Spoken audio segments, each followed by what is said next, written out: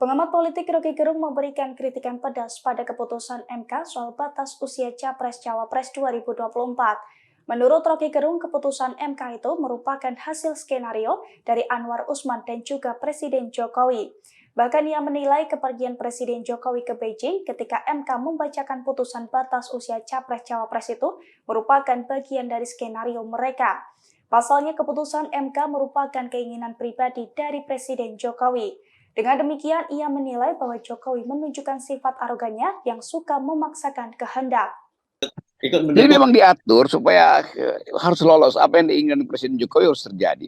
Jadi apapun orang kan sebetulnya kita dari awal merasa ya tunggu di ujung deh apa sih sebetulnya. Jadi soal ada pemanasan tapi kemudian semua diprank oleh Ketua Mahkamah Konstitusi yang juga pasti habis telepon-teleponan dengan Presiden Jokowi, dan Jokowi tentu memantau keadaan itu, tapi memang disiapkan skenario supaya seolah-olah ada perbedaan pendapat nanti kemudian dianggap bahwa udah itu udah jadi keputusan final. Tapi yang lebih masuk akal untuk kita lihat yaitu publik yang nggak peduli lagi kan.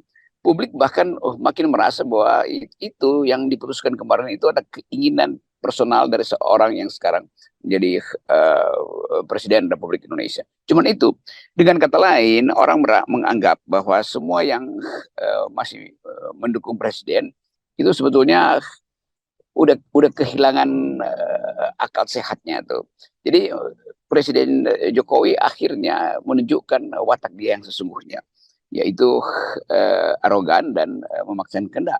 Tinggal kita tunggu apakah Megawati yang seperti yang kita minta selalu mampu nggak untuk menegur secara keras dengan mencabut kartu anggotanya. Kan cuma itu, kan dipertontonkan dengan sangat kasar bagaimana keputusan mahkamah itu jadi semacam agenda hanya untuk keluarganya kan jadi etik yang tertinggi ini yang dianggap publik bahwa udah nggak ada gunanya sebetulnya semua ucapan dari sang presiden.